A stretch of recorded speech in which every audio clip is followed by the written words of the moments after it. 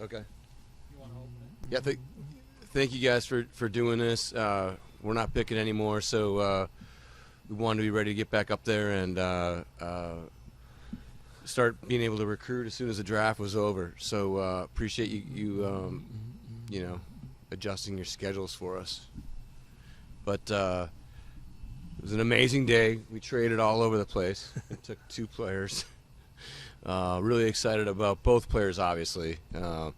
It's not. We're not going to come out there, after surgery. You don't hear many doctors say, right? We've talked about this before. Oh, yeah, surgery was just okay. We feel really excited about what we did, and really excited about Trey. Excited about his competitiveness. The guy's just got a fire to him that's just off the chain. That's what all the cool kids say, I guess, off the chain. Yeah, sorry. My son would say that, right? So, but 4 or 5 years ago, John. Yeah. Okay. Yeah, I know.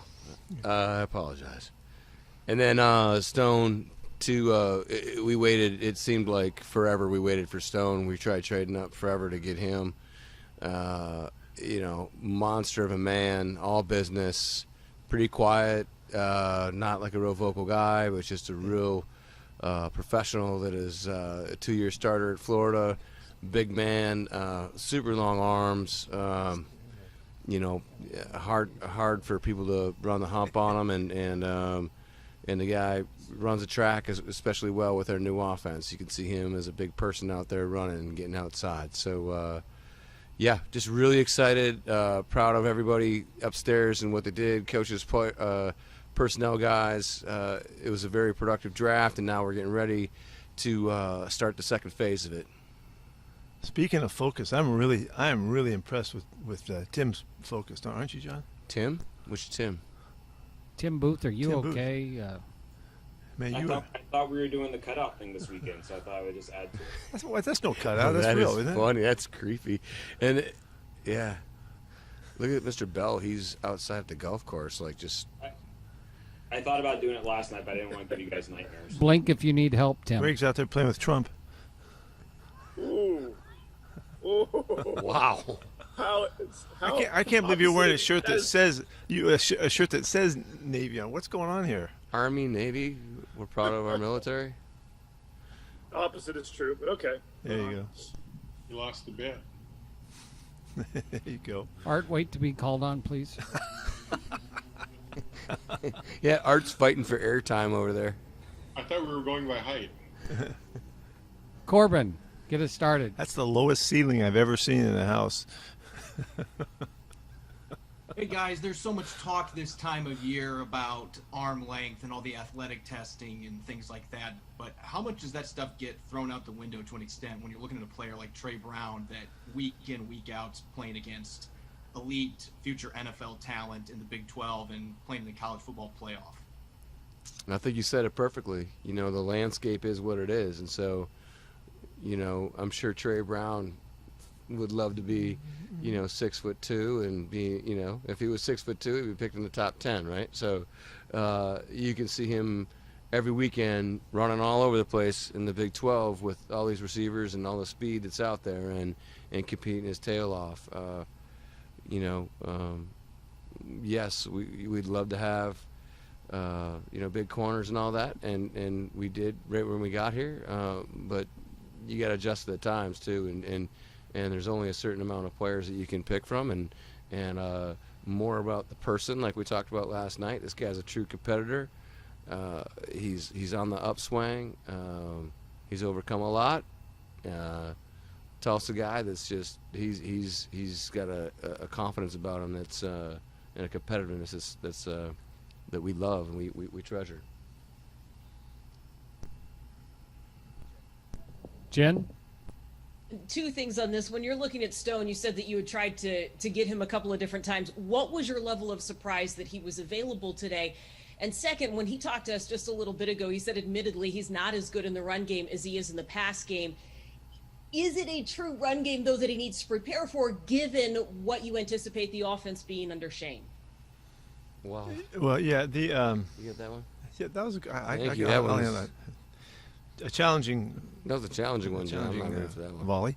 Come on, guys. I've already lost 4 bets because you only drafted 3 players. So I'm just going to throw it back to you on that one. So really, you're upset, is what you're saying. You come on the rebound here. Yes. Okay. Yes, and I'm taking it out on you, Pete. The really cool thing is we don't have any idea what the question is now, so it doesn't matter. But we're talking about our offensive lineman here. Stone, Yeah. yes. Stone was a guy that really, because of his uniqueness, he's really a unique player. I mean, how many times have I said that to you guys about, we're always looking for traits, and he really brings a great level of potential in his what he brings. He's played a lot of football. He's had over 1,000 pass rushes against him in the SEC.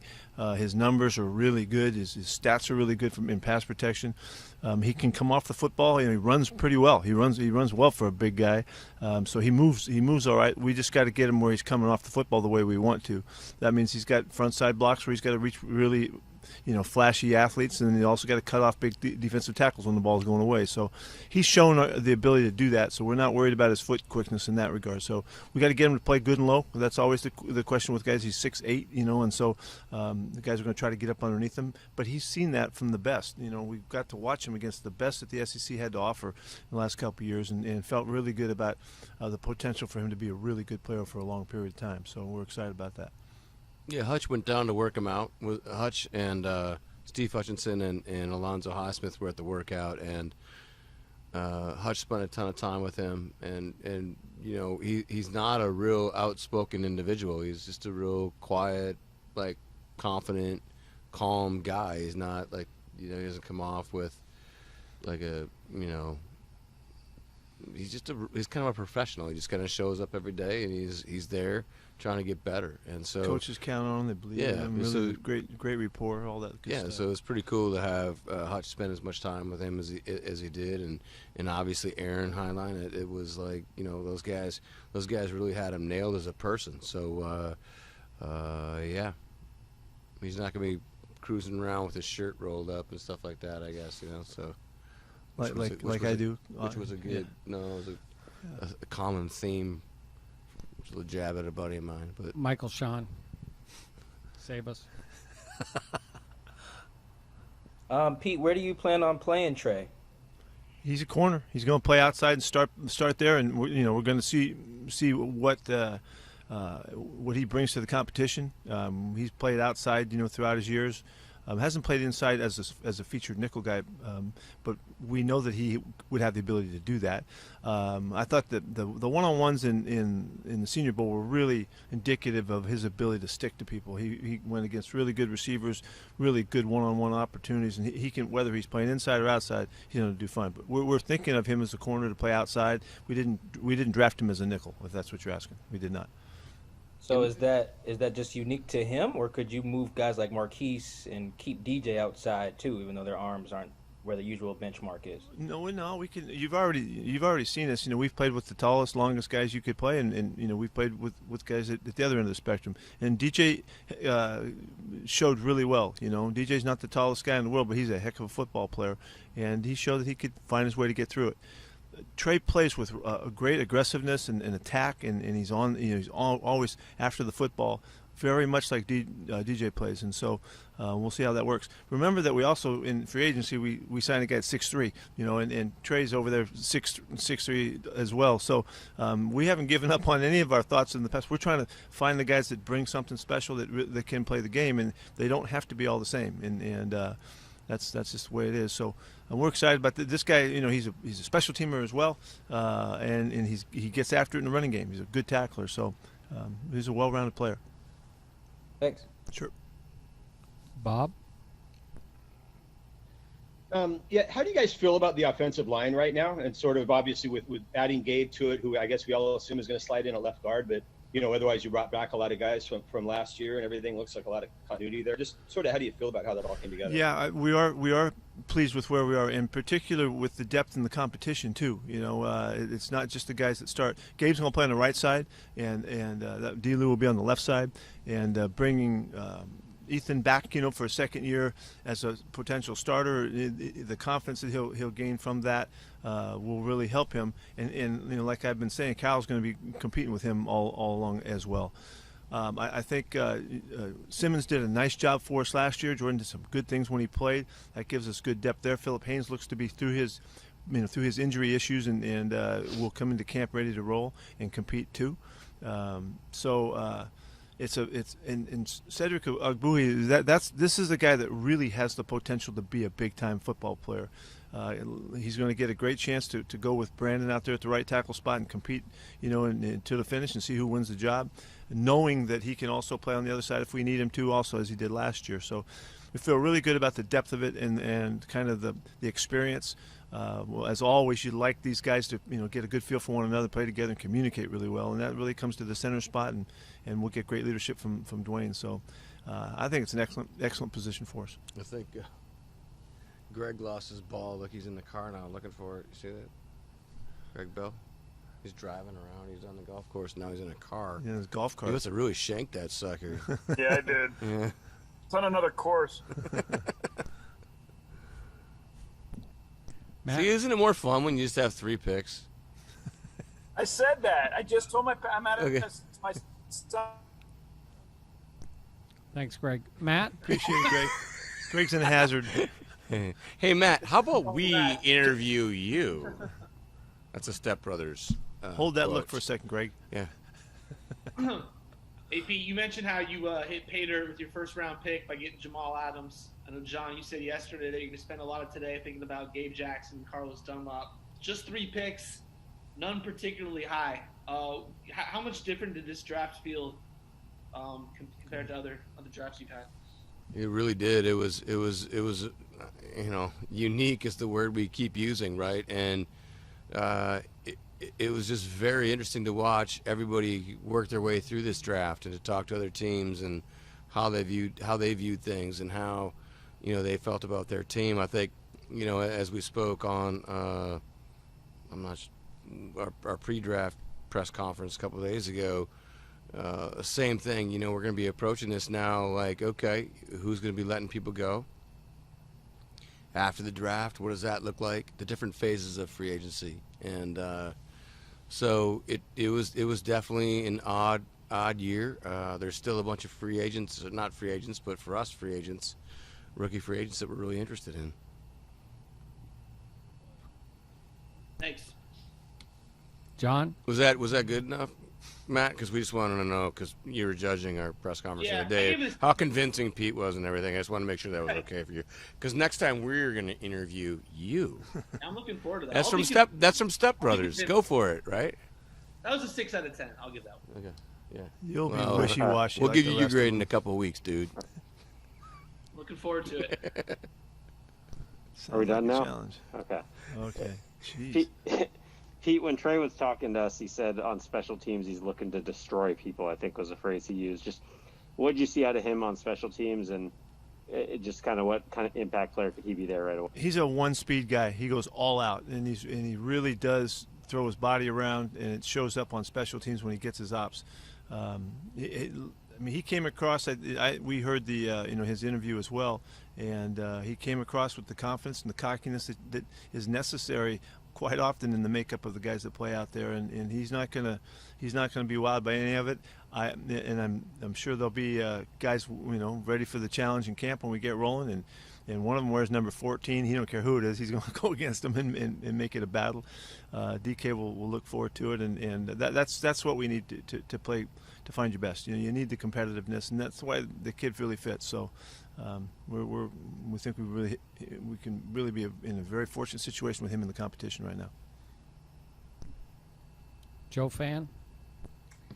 John, you mentioned you used like the word forever of how you were trying to get up and get Stone. I'm curious, at what point did he fall where like we got to go try to get this guy? Like at what point do you start making those calls? And then do you have maybe any reason why he may have fallen the way he did? I mean, a lot of analysts had him in the 2nd round, 3rd round, 4th round. You guys got him in the 6th. Yeah, just from an ammunition standpoint, being able to work your way up, it was really, I think it was 190 in the 190s, early 190s, 190 where we felt like we had enough to go try, and then from there we just started the whole time.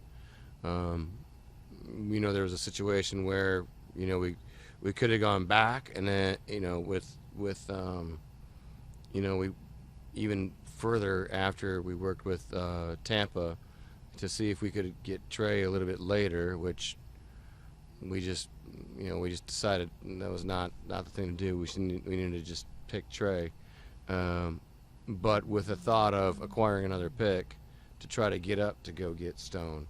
And so I want to say it was in the 190s that we tried, and then I mean it literally seemed like 2 hours. Yeah, it seemed like forever. It seemed like forever, and that's what's fun and entertaining about the draft, right? Like everybody sees things differently, and I would think that if you wanted to nitpick, you got offensive line coaches that are gritty and tough, and they want the guy that's got a big old chew in and stuff like that. Maybe, I don't know, I'm guessing, but he's not like this. He's just a real buttoned up individual. He's not a guy that's like a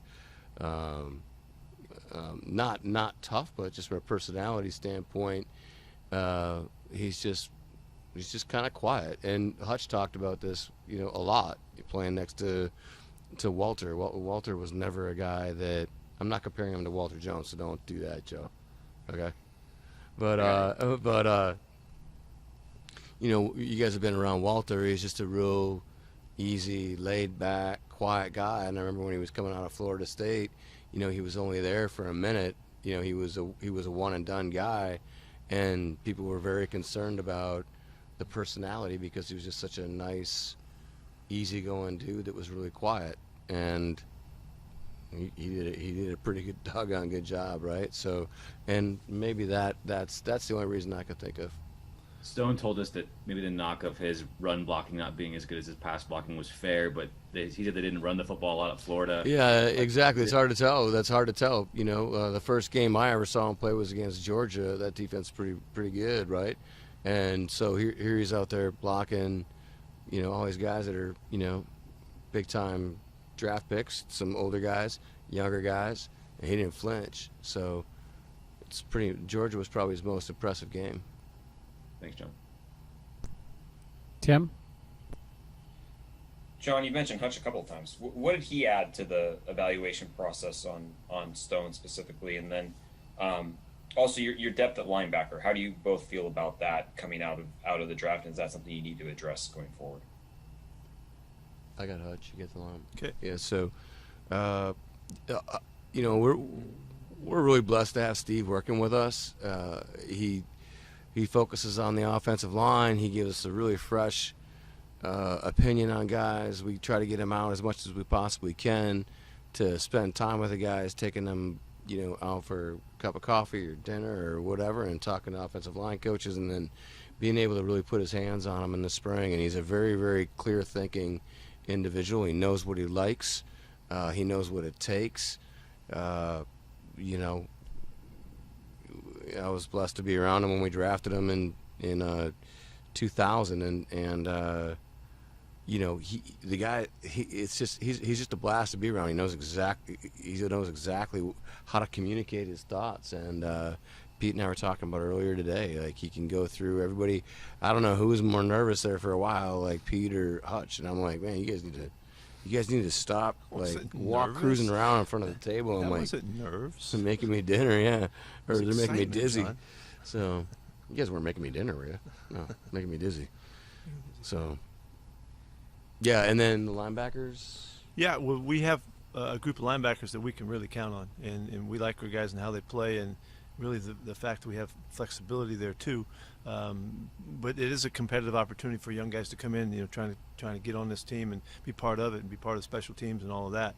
And so guys that are getting some opportunities right now, as soon as we get off the call here, we'll be looking for a chance. We don't have a lot of depth, but we have really quality guys playing at the spot. Art? Trey Brown obviously makes it for a very competitive group at cornerback, but would you guys be interested in entertaining a veteran cornerback like, say, Richard Sherman? We're always open. We're all, we've never not been that way. Talked. I didn't hear that. He's what? He said you guys have talked. I've talked to Sherm quite a few times here over the off season, so we have stayed in contact. He's out there. I know he's thinking about it. He's looking for an opportunity, and I saw where he said there's 3 or 4 teams that that he's considering or whatever. So we'll see what happens. But he's been a great player, and he's still got some ball left in him, I'm sure. But at this point, we're going to clear through this day, figure out what happens with the rooks coming up, and we'll see where it sits later on. And I think Pete said this publicly, and we both feel this way. We'll be supporting Sherm in some form or fashion. He's always going to be a Seahawk. Brady? Hi, this question is for Pete. Seeing DJ Reed play on the outside and succeed on the outside late last season, did that make it any easier for you to project around playing out there as a similarly small guy? Not necessarily, because it's like, coached a lot of guys over the years, all different kinds of sizes and shapes and all of that. And but almost it could go the other way. Do you want 2 guys that are both 5'9" out there playing? That you could think of it that way, because we went through those conversations. We just, each guy's on his own side doing his own thing, playing his style, and we're going to try to draw out the best that they have. And we've had guys that have been all pro guys that were 6'2", and we've had guys in my years in the past that were under 6 feet tall, and it just depends on the kid, and the style of player. We don't close the book on guys. We're looking for the ways that they offer their style of play and trying to figure out if it fits. If it works, it works.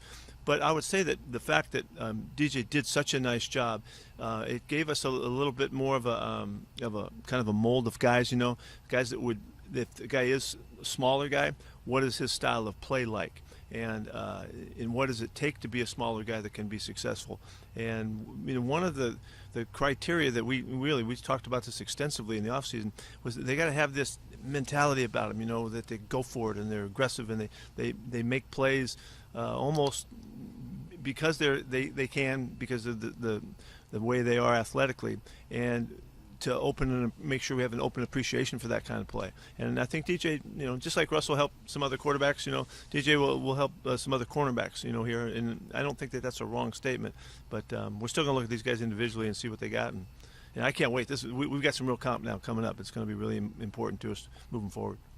Does the style of play change there when it is a smaller guy? I mean, do you press less often? Or? Not necessarily. It depends on the matchups, and also depends on the player. Some guys are better playing off, or some guys are better working off the line of scrimmage. And some guys are better just planting down there and laying right at the line of scrimmage and starting from there. It depends. And I've been coaching guys for so long at this spot.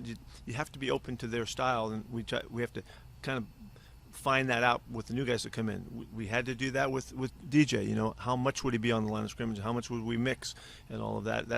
It's an individual assessment that we make forever. We've been doing that. And some guys you just want there forever, and you don't want them off the line of scrimmage. So it just depends.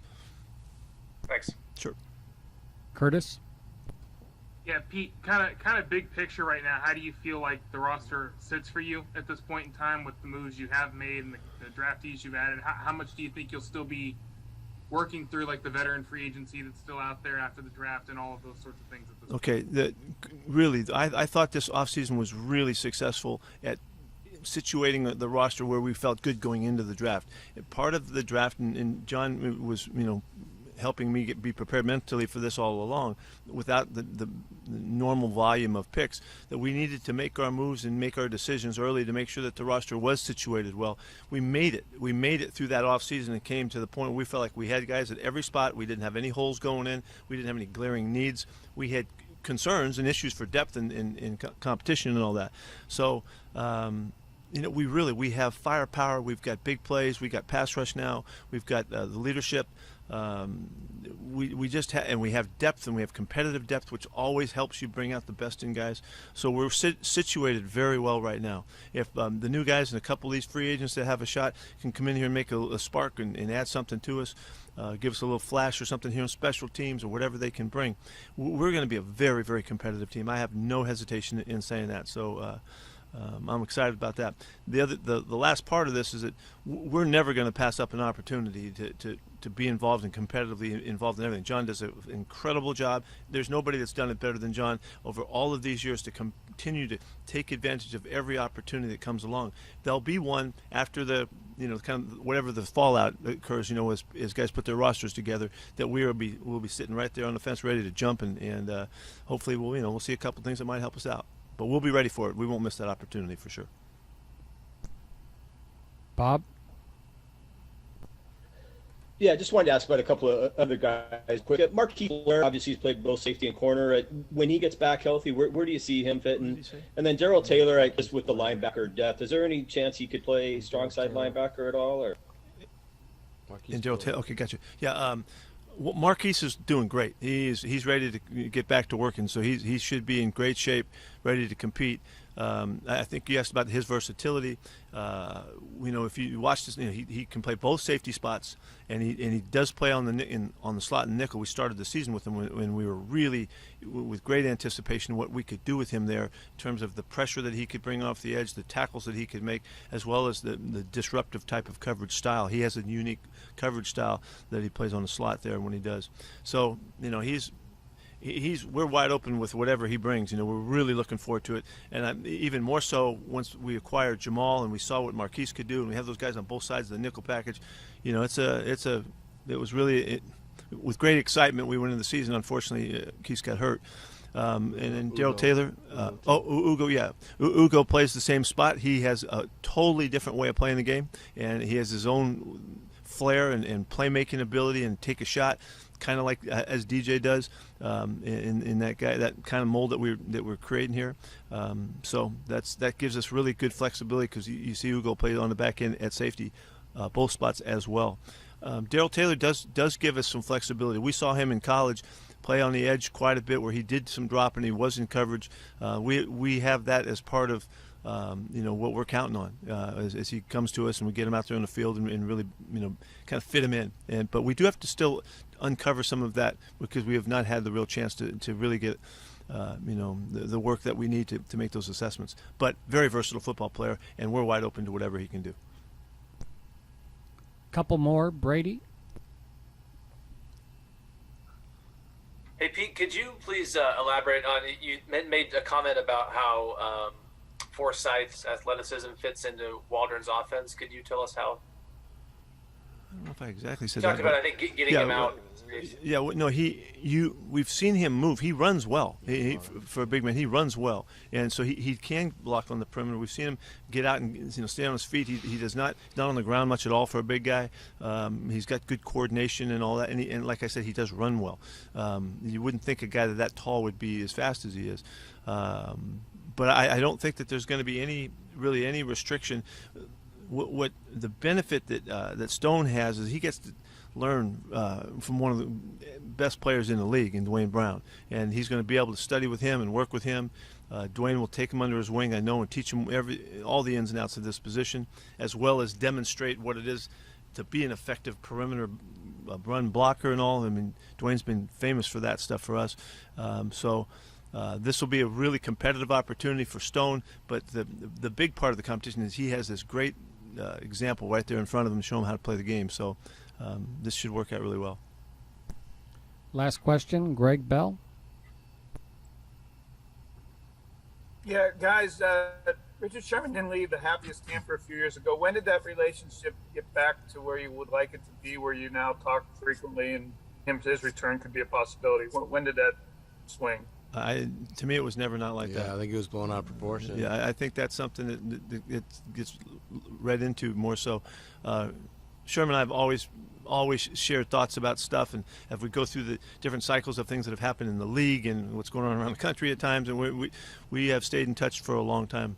And I don't think that should surprise you, because just think about all of the guys that have left here that had done so much for this program in our area and all of that, and whether they're still playing or they're not playing, we've maintained really I think, really significant relationships, and Sherm's one of them. I've always thought of Sherm as, he could be the leader of this NFLPA thing someday and run the whole thing. I mean, he's got so much potential to do so much. I don't want to limit him that way. I mean, there's nothing that Richard can't do.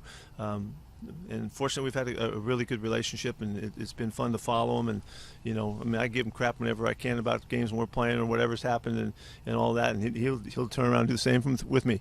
And so I don't know what that means, other than I'm really proud of the relationship that we've had, particularly all the things that we've done together, and he's done well when he's left too. So we'll see what happens. How realistic is it? Fans are going to take your comments. Well, I don't know. I'm just going along with the conversation right now. That's not one of our thoughts right now, that we're going out and go get another guy at the spot. But we're going to keep looking, and we're not going to stop looking, and that's just, we're going to compete. So in that sense, I leave everything open, and that's just one of them. So now go ahead and do whatever you want with it, but that's where it is. It wasn't as bad as everybody thought it was when he left. I was literally talking to him probably 10 minutes before he went in and agreed with the San Francisco 49ers, and talking in a very positive manner. And sure. It's been good. All right. Thank you, everyone. Thank you. Okay, guys. See you. Thanks. Thank you.